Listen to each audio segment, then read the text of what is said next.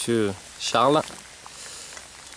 Alors Charles, explique-nous un petit peu l'objectif de cette sortie, hors chasse bien sûr. Hein. Alors là, on va faire un petit tour du territoire, essayer de voir si on arrive à trouver 2 ou 3 brocards pour préparer le tir d'été quand on aura les bracelets pour savoir un peu où est-ce qu'on va aller chasser. Ça nous permet d'avoir un peu plus de chance d'en rencontrer. On n'a pas de chance, il pleut, mais bon. Ouais, il pleut. Donc beau territoire de chasse, hein, au pied du Vercors. Donc on va longer un peu les haies, on va essayer de filmer 2-3 chevreuils. Et puis on va voir si on voit quelque chose. Donc voilà, à savoir que Charles est archer. Allez, c'est parti.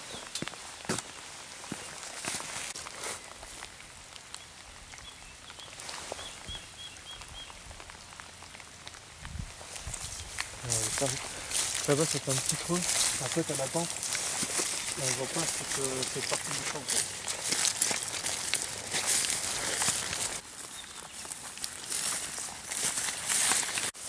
Alors la pluie à la chasse c'est pas super agréable, mais par contre ça a quelques avantages pour l'approche. C'est que déjà le sol est imbibé d'eau, donc ça amortit un peu le bruit de vos pas. Ça fait ressortir des fortes odeurs du sol donc qui masquent la vôtre, et surtout avec le bruit ça couvre un peu les bruits que vous faites pendant votre approche. Donc ça permet de voir des animaux assez près et de faire des approches sympathiques.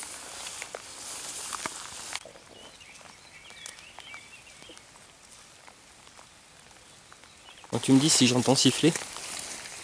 Ouais, si t'entends siffler, ça peut être un petit qui appelle sa mère ou un chevreuil. Donc après ça peut être bien de chercher un peu dans le coin si on trouve quelque chose. Après quand on chasse le chevreuil l'été pendant le rut, et la femelle souvent qui est déjà accompagnée d'un petit. D'accord.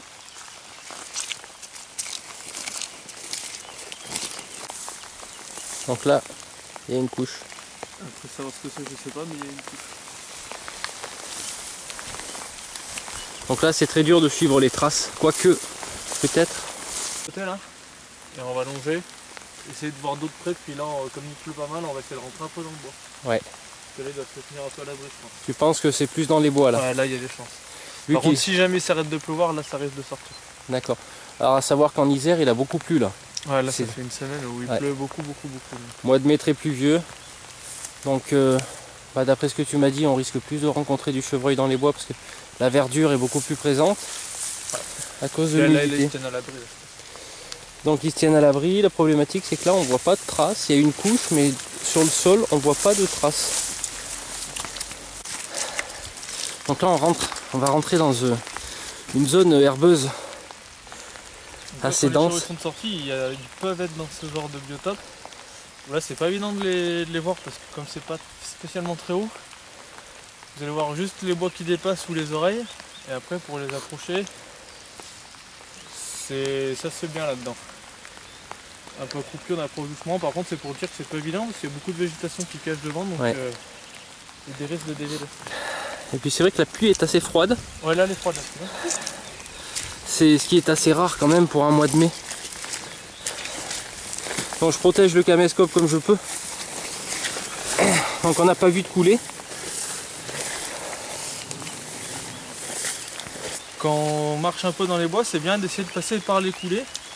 Parce que le chevreuil connaît bien ses coulées, et s'il entend du bruit qui arrive par une coulée, il sera moins méfiant que si ça coupe en plein bois en fait. D'accord.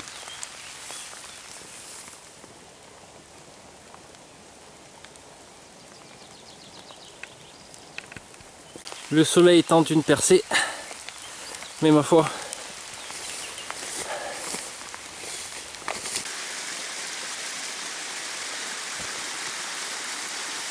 Là, juste une petite question là. Imagine, on est en période de chasse. Ton approche, tu vas la faire comment? Tu la fais tout doucement? Après, là, au niveau du déplacement, je fais pas du tout pareil. D'accord. On marche beaucoup plus doucement. On s'arrête très souvent pour jumeler. Ça sert à rien de marcher beaucoup et vite parce qu'on fait plus de bruit, on n'a pas le temps de regarder de partout. Et souvent, on loupe un peu du gibier. Donc à la chasse à l'arc, il faut s'arrêter très souvent, bien jumeler, écouter et après repartir. L'avantage de marcher doucement, c'est que si jamais vous avez un chevreuil qui traverse devant, et ben vous faites pas de bruit, vous pouvez vous arrêter tout de suite. Alors que si vous marchez vite, souvent vous êtes surpris et là le chevreuil vous grille et c'est foutu. Donc à savoir que le chevreuil, il voit en bichromie. Ouais. Et le fait de ne pas bouger, bah, il ne nous voit pas. Donc ça c'est pour les amoureux de la nature qui si un jour croisent un chevreuil, hop, on Comme bouge la plus. plupart des gibiers, hein, si on est immobile en général, et Ouais, ça on bouge détecte pas. beaucoup de mouvements. Et on peut vivre des moments extraordinaires avec les animaux. Après pour les approches, là, en été c'est beaucoup le long des bordures. Hein. Le long des Parce bordures. que Ouais. en plein découvert, c'est pas facile. Non, on risque d'être vu. Allez, pour l'instant, on a vu des traces. Mais toujours pas de chevreuil. On va essayer de pas faire trop de bruit parce qu'il y a des petites zones là-bas où il y a pas mal de petits bosquets. En plus c'est bon, on est à bon vent. On est à bon vent. Ouais. Le vent va comme ça, nous on va aller comme ça. D'accord, donc là tu mets quoi dans ton... C'est une petite poire à talc. Ah, c'est du talc simplement. Ouais. Donc c'est important pour l'approche. Ah, c'est primordial. Voilà. Autrement on est senti, donc là on est à bon vent. Enfin, on a bon vent pour approcher là-bas, nous on n'est pas à bon vent pour aller par là-bas, mais bon. Oui, tout à fait. Il Ouais. pleut, tout, c'est pour le repérage, c'est pas trop gênant. C'est pas trop pour la gênant. chasse. C'est super important pour l'approche. Ah oui, Alors que ça soit au fusil ou la carabine apparemment, ouais. qu'on soit à bon vent pour pas être repéré par les animaux. Ok, c'est parti.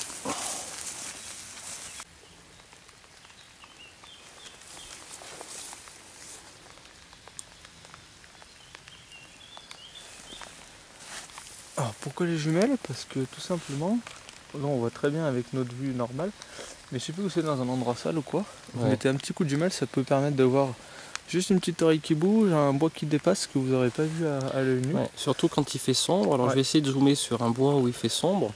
Parce qu'effectivement, c'est vrai que là j'ai pas les lunettes parce qu'il pleut. Mais on verra sûrement dans le film que si le chevreuil est à l'orée du bois, problématique c'est que lui il nous voit, nous on le voit pas. Puis aussi les jumelles permettent quand on est en action de chasse de savoir tout de suite si c'est un brocard ou une chevrette. Et si c'est une chevrette, bah, ça évite de faire une approche pour rien entre guillemets. Tout à fait, ouais. Ouais, parce que c'est plutôt un tir d'été au brocard.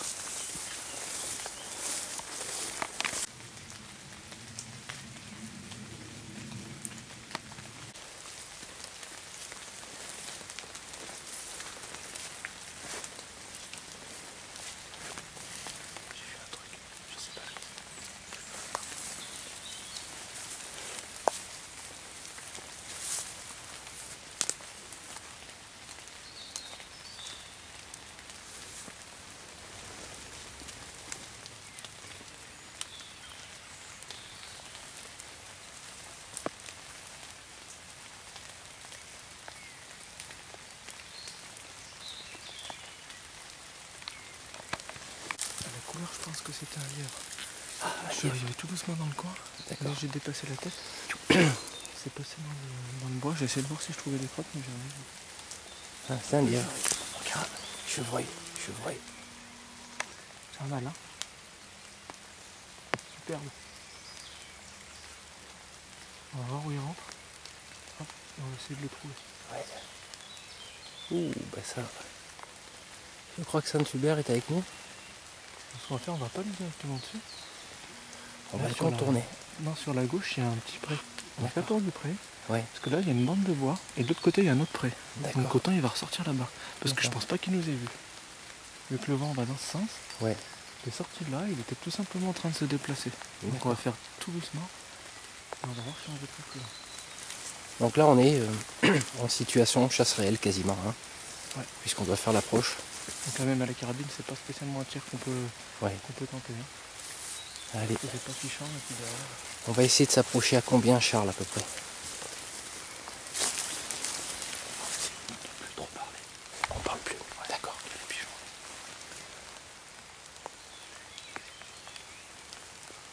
Allez, Là, on va marcher vraiment plus doucement, comme si on chassait un truc. Ouais.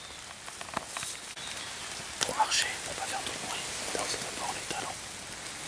En lançant le poids de votre corps sur le pied qui est à plat. Et au fur et à mesure que vous déroulez le pied, vous passez le poids sur l'autre. Comme ça, si vous avez une branche, vous pouvez arrêter le pied et éviter de les faire craquer. Si vous marchez normalement, ça craque directement et là c'est cuit. D'accord. Donc doucement. Votre petit conseil quand vous chassez, il faut toujours se mettre contre la bordure du bois ou contre la haie pour que vos silhouettes ne se détachent pas sur le chemin. D'accord. Sinon, si ça se détache, si vous marchez en plein milieu du chemin, vous êtes grillé à 100%. Ok, allez.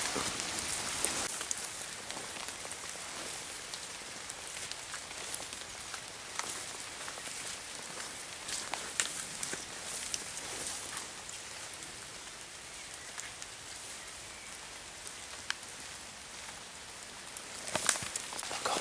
Alors là, c'est assez dur pour entendre du bruit. Avec la pluie. Le gibier ne s'entend pas trop. Donc le gibier aussi ne nous entend pas, mais on l'entend pas. C'est un peu on va dire l'inconvénient, l'avantage à la fois. De ne pas être entendu, mais de ne pas entendre.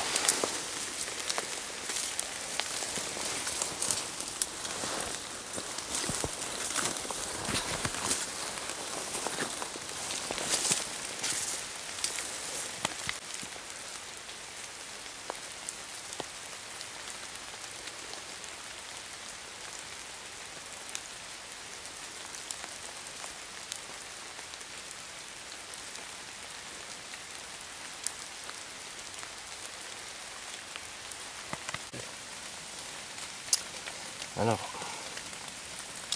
il y a des traces, ouais, mais ouais, mais ça a l'air frais ou pas? C'est ça que ça a l'air assez frais, ouais. Ça a l'air assez frais. C'est peut-être le brocard qu'on a vu. Ouais, c'est peut-être le brocard parce qu'il y en a encore une là. En fait, quand ils déplacent, ils font comme nous. Hein.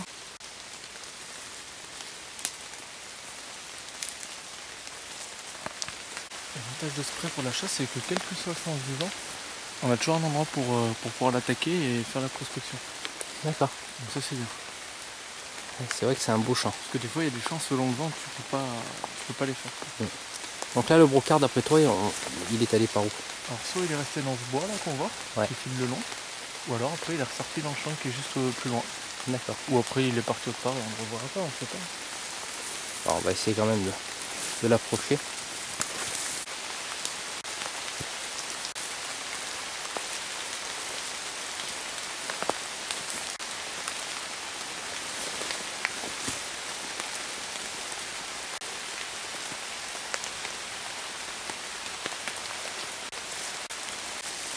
Ça c'est typique du brocard. C'est ce qu'on appelle le gratis, attache au sol. Sur l'arbre, le plus écorce c'est le frottis, donc il gratte ses bois. Et l'ensemble ça s'appelle un régalis. Sinon c'est le ensemble. Donc ça, après la pluie, il vient remarquer son territoire. Voilà, c'est ce que m'a dit.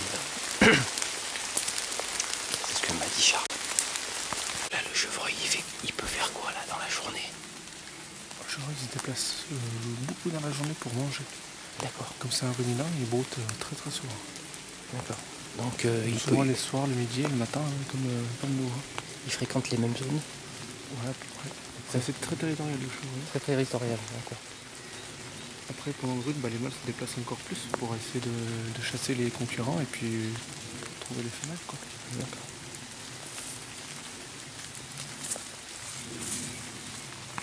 Là-bas je connais pas. Tu connais pas.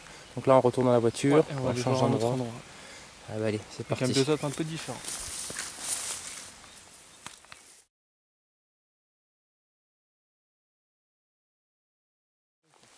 Donc là, on a repéré du chevreuil, on s'est arrêté et puis on va essayer de tenter une approche. Donc logiquement, on les a vus quelque part par en bas. La petite cagoule pour masquer la tache blanche du visage.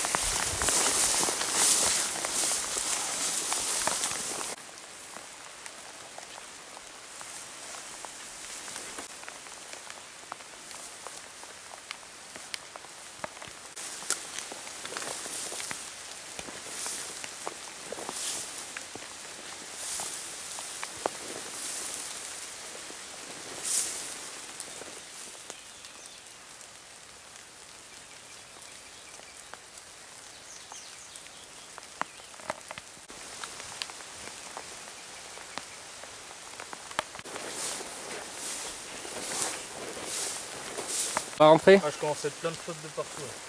Donc 2 chevrettes. 2 chevrettes, ouais. T'as vu, on les a dominés de là-haut. Ouais.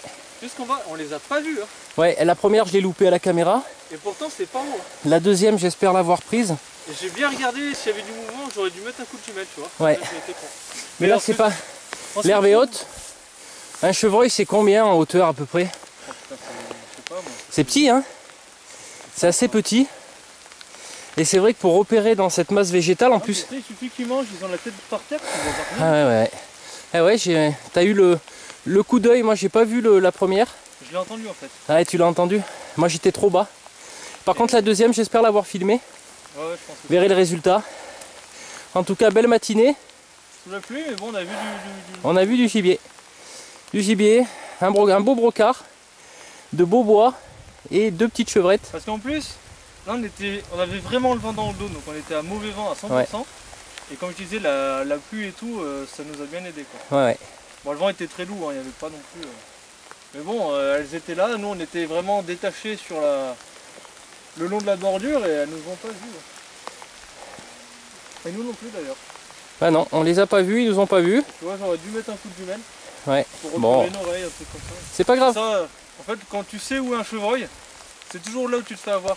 Parce que nous on pensait les avoir vus là. Du coup, tu es plus concentré ici et moins là où tu penses qu'ils y sont pas. Et bah là, Voilà. c'est avoir Allez, comme des bleus. Quoi. on s'est fait avoir, c'est pas grave. Belle matinée. C'était des chevrettes, mais bon. Jeudi 19 mai 2013. Premier repérage en vue du tir d'été avec Charles. Donc on va voir les autres sorties qu'on va faire. Donc à bientôt pour une nouvelle date de repérage.